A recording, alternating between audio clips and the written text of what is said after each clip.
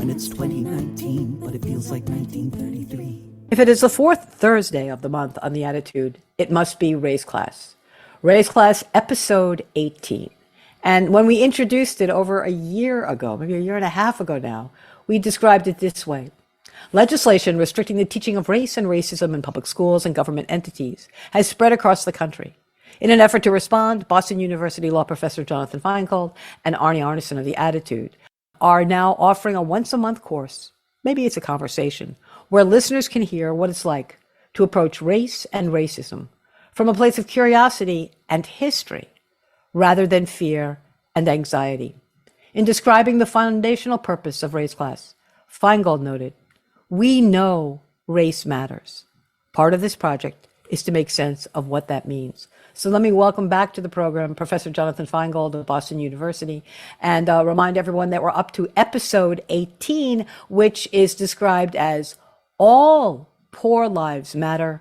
Class-based policies can't replace race-based policies. Welcome to the program, Jonathan. Thanks, Arnie. Happy to be here. Normally, I'm able to get you a little bit more of an outline to preview our conversation in advance. I couldn't this week.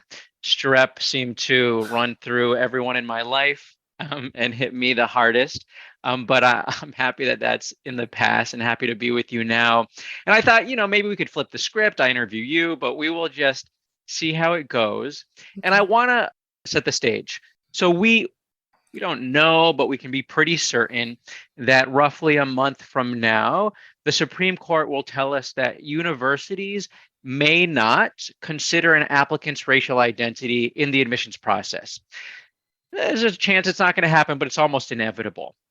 And in response, a lot of people are going to be saying, well, what do we do now? Ideally, the Department of Education, the federal government, would have guidance ready. I'm not confident they do, but ideally they would. And so here, let me just ask you, Arnie. So if you are a university or if you're an advocate, you care about racial diversity, racial inclusion, you care about equity, and you can no longer consider the racial identity of some individual applicants, what might you do? What are the quote unquote race neutral alternatives that you might pursue? Well, you would pursue class, income. You would pursue geographic diversity. You might take people from certain geographic areas, which are generic, at least on its face, although there may be a connection to both race and class by doing that. And as you point out, you probably might consider eliminating legacy because you already know that so much of what's in your academic institution is because Papa went there, Grandpapa went there, they named buildings after them, and it isn't really based on the quality of their SATs or their biographies. It really is more about their connection to place.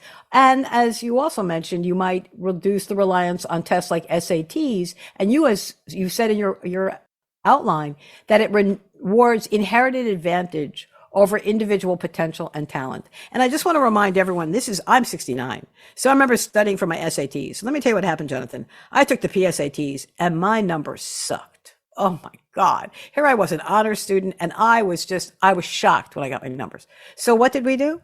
We paid hundreds and hundreds and hundreds of dollars so Arnie could take prep courses. And Arnie took lots of prep courses. And guess what, Jonathan? My scores went through the roof. So again, I want people to understand, you think that you're relying on a test, the SAT is generic. It's not generic. It's not generic because it not only looks at your history and how you've been educated, but it also looks at what kind of checks your parents can cut in order to make sure that you perform well on that test. And so, no, I think that's all sort of great, sort of natural options. We could have a much longer conversation about what this moment means after the Supreme Court outlaws affirmative action, whether this is actually an opportunity to just more radically try to envision what universities are supposed to be doing and maybe spend less time focused on the Harvards of the world and more times focused on the UMass Dartmouths of the world that are doing a lot more to actually enable people to sort of enter the middle class. But I want to focus on one of the options that you identified, which was that to suggest that universities should consider a student's class status or consider class, even if they're not considering race. And turns out this is a pretty popular idea. A lot of Americans seem to think that universities should consider the class status or the class identity of individual applicants. And so there's interesting polling from the fall that the Washington Post reported that just, you should take every poll with a grain of salt, but it suggests that at least with in these polls, a lot of support for what I'm going to refer to today as class, not race policies, policies that attend to class status, but not racial identity of individual students. And so then what is the logic behind it?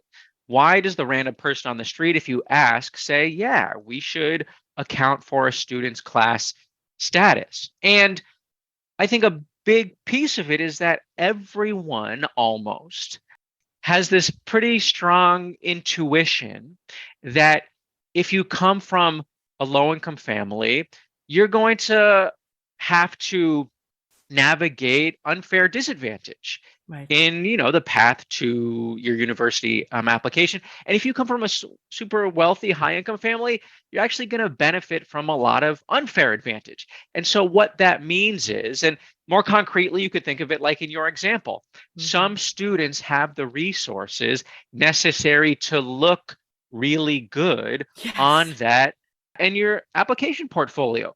And if we don't take class into account, then we're going to be comparing apples and oranges, but acting like it's apples and apples, which means that if we don't account for class status, if we don't account for the resources someone has, then we are going to inevitably be giving a class-based preference that is not tethered to anything that we would think of as merit or anything else that we want to be considering.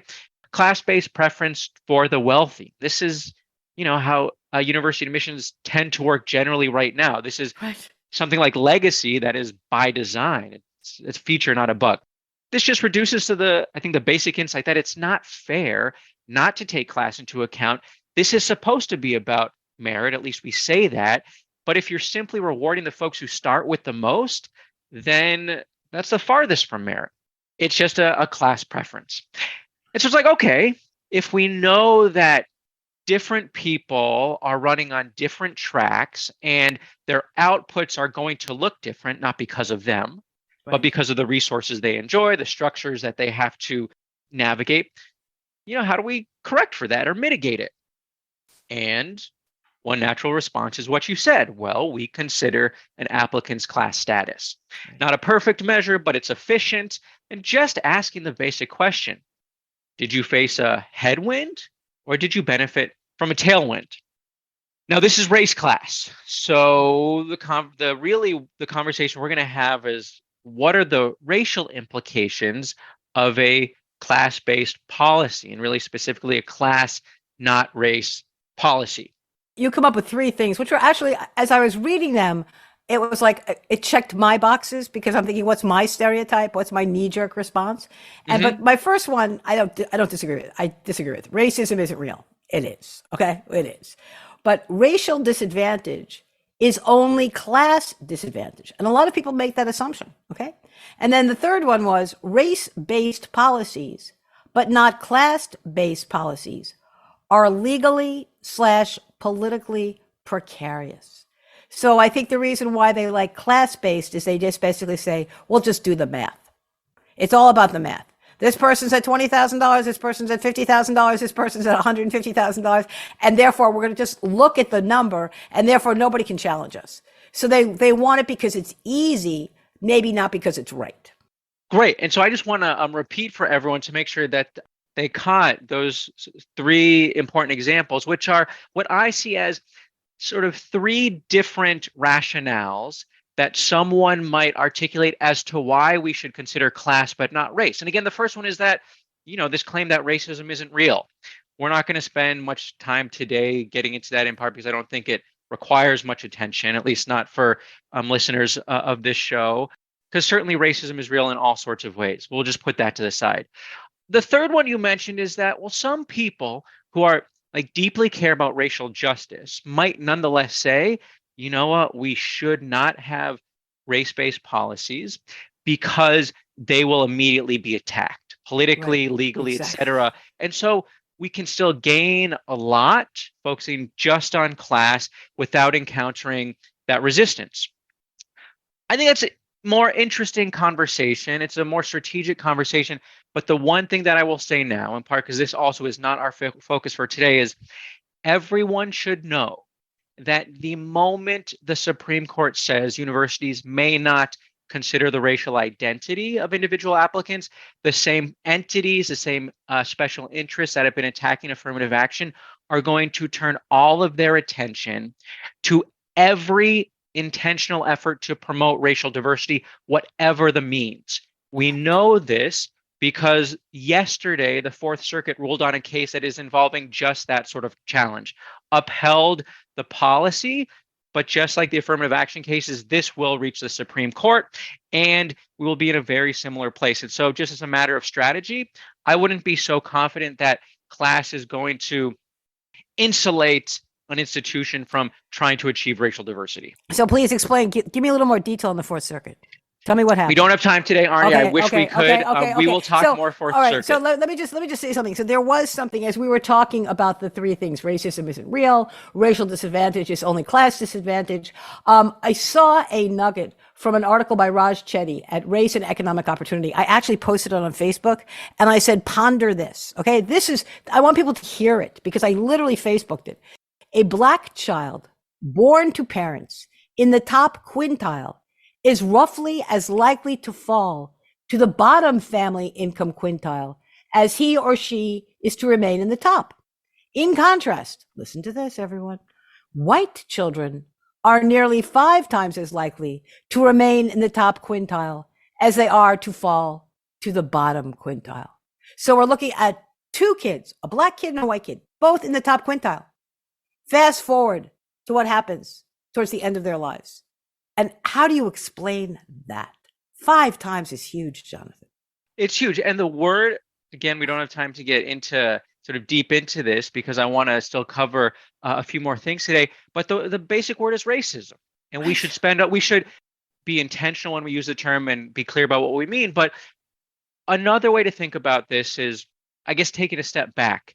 The third rationale for why you focus on class, not race, is what is in essence an empirical claim that racial disadvantage is only class disadvantage.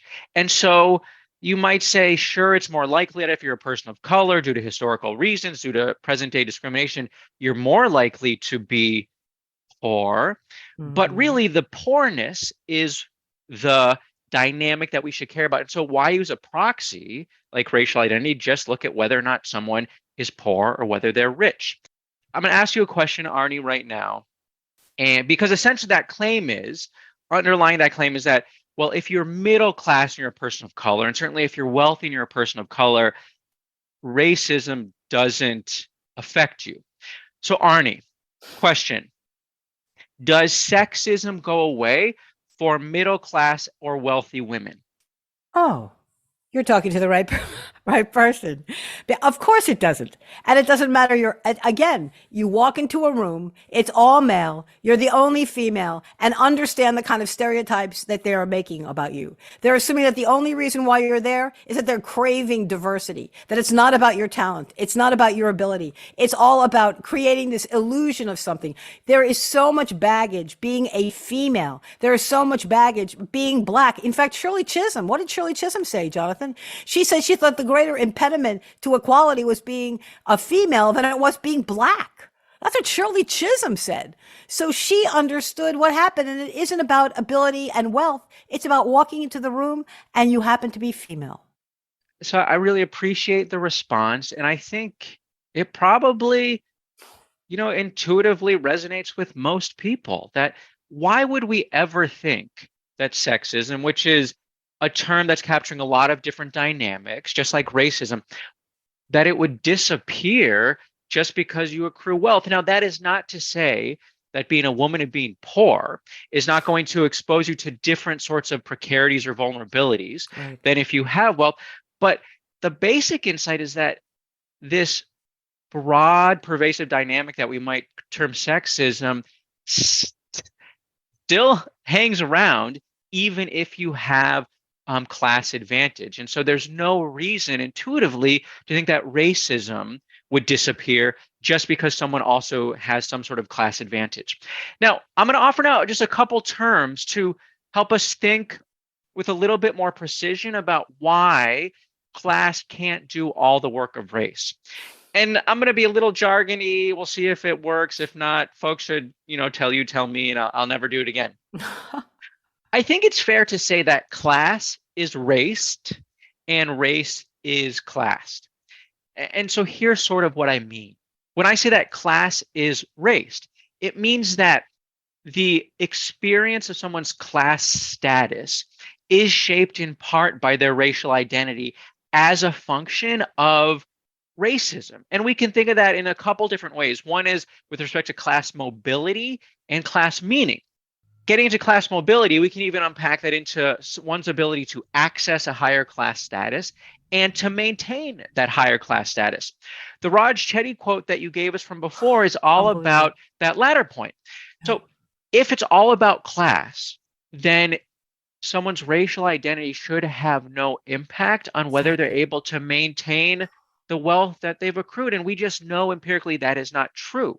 You can look at examples like the financial crisis from now about 15 years ago that fell hardest on communities of color, Black communities in particular. And then that quote that you gave us from Raj Chetty, really, really interesting research from 2018 that shows that there is, and he's, sort of focused on racial identity, but that is a way to see how this thing that we call racism actually imposes benefits and burdens that transcend class status. And you know the story of Cory Booker. The story of Cory Booker is that story. His parents were Black, well-educated, with money, about to be hired by IBM. They were not going to be sold a house. Why? They had the class, they had the wealth, they had the ability. What didn't they have? The right color. So what did they do? They got a white family to stand in for them to sign the contract. And then at the time of the closing, in comes Cory Booker's family. And everybody is shocked because in a lot of ways, they proved your point, Jonathan. They proved your point. They had nailed the class. What they hadn't nailed was the racism. We could spend a lot more time on this, but I want to get through a few more points. So I'm just going to recap. The basic insight is that class status does not mean the same thing for everyone. That racial identity also shapes that class experience. And to the extent we treat the experience of poor white Americans, who of course suffer all sorts of indignities in a country that privileges the production of wealth over human dignity and flourishing. But if we baseline to that experience, and when we're talking about class or when we're talking about poverty, then that's a racialized conception of poverty, but it's invisible. We don't see it even when it's happening. So there's all sorts of ways in which we can see and we can highlight that race cannot do all the, or excuse me, class cannot do all the work of race. And I want to take a little bit of time and just ask a couple slightly different questions. Who actually benefits from class, not race policies?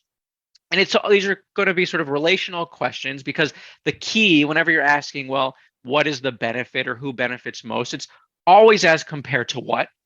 And we could do the compared to what essentially across two vectors.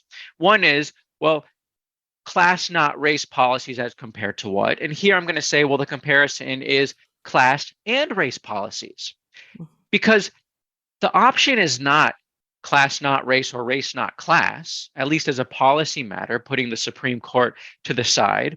Really, it's, well, why would you have who wins or who benefits when you have class, not race, as opposed to class and race, which is to say a situation in which you're taking off the table a policy that would attend to both class advantage and disadvantage and racial advantage and disadvantage. And so, Arnie, here I'm just interested in, like, intuitively from you, who do you see as the beneficiaries of a class, not race policy? So the reason why people tend to associate or prefer the class concept versus the race concept. And you wrote this in your outline. We associate blackness with poverty and whiteness with wealth. So in a lot of ways, what we're doing is we're sort of creating this moat around us. See, we're being so good because we understand that we have been, that over these, decades of racism, that we have, impoverished all these black people. So if we do a class-based system, then it's those black people that are going to benefit because obviously they're poor, and the reality is that's just not true. But in a lot of ways, again, it seems like a safe harbor, Jonathan. We don't talk about race. We don't know the history of racism. We don't see the fact that we have legally actually, in part invested in outcomes of racism. So if you don't know any of this, then this gives you a simple answer. And that's what's so unfortunate is that you tend to identify with something that's simple because God forbid you're being asked to understand something in a much more complex way. And there's logic to what you said, and it can come from people who are acting in deeply good faith, which is that, well, we know that people of color, people racialized as black in particular in this country, are disproportionately going to have less wealth than people racialized as white. But the reality is there's far more poor white people in this country than of any other racial identity. But it's more than that, because so again, the compare to what? So if we're thinking about someone who's poor and racialized white, a student, and a student who's poor and racialized as black, if you are taking account of their class subordination, but not their racial subordination, then that is a relative benefit to someone who is poor and white, whose precarities are a function of their class disadvantage, but does not also face racial disadvantage. So there is a racial preference embedded within this class, not race paradigm or policy. But it's also between poor whites and middle class people of color. Because if you are middle class, you're a person of color, and the primary source, the primary headwinds that you face isn't due to your class disadvantage, but it's because of racism, then if an admissions system only accounts for class disadvantage, but not racial disadvantage as a function of racism, then you are going to be competing in a system that is not going to account for the headwinds that you face. Right. One concrete example is just think of Asian American students and white students, high school students, middle class, doing alumni interviews, getting guidance counselor recommendations. There's a good chance that those Asian American students probabilistically on net are more likely to face implicit biases about Asian Americans that could depress the scores they get on their interviews, on their guidance counselor recommendations. So if you are accounting for class but not race, those Asian American students are going to suffer disadvantage that is unaccounted for. That's effectively going to function as a racial preference for those middle class white students. Now, let me give you the numbers that sort of reinforce what you're saying. So I'm looking at the distribution of Medicaid CHIP enrollees in the United States in 2021. It turns out that the percentage of Hispanics is 30.5%. The percentage of whites, 39.5%. The percentage of blacks, 19.3%. The percentage of Asians, 5.1%. There you go, Jonathan. They may not check off the class box, and therefore, since you're precluded from looking at the race box, what happens to them? So whenever we see numbers like that, ask a lot of questions. Well, why do the numbers look the way they do? And now we only have 2 minutes left, so I want to get to the kicker, at least what I see as the kicker. So poor whites don't enjoy a relative benefit with respect to poor people of color and even middle class or wealthy people of color when you have class, not race policies. You also have two other key beneficiaries that we almost never name: wealthy white students and elite institutions. Right. And you might say, well, how is it possible that someone who's wealthy and white would benefit from a class, not race policy? Part of it is symbolic, part of it is material. So recall that oftentimes the rationale for class, not race is this theory that the barrier to poor whites getting into college are middle class Black Americans who benefit from affirmative action.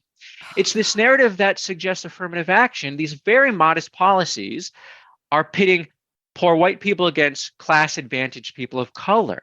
But that distorts the actual process, in part because it erases the primary beneficiary of class and racial preferences in elite university admissions, which is who? Like who, Arnie? Who is the primary beneficiary of class and racial preferences in elite university admissions? I'm just going to say it because we're running out of time. Wealthy white students. You don't have to take my word for it. Just look at the evidence that came out in the Harvard litigation. I need to let you go, Jonathan. This is episode 18 of Race Class. You hear us once a month. And again, why do we do Race Class? Because we know race matters. Part of our project is to make sense of what that means. We've been talking about all poor lives matter. Class-based policies can't replace race-based policies. Thank you so much, Professor Feingold. I truly appreciate it. Thanks, Ernie. You better think about what you're trying to do to me. Think, let your mind go, let yourself be free. Let's go way on, way back when. I didn't even know you couldn't have been too much more than 10.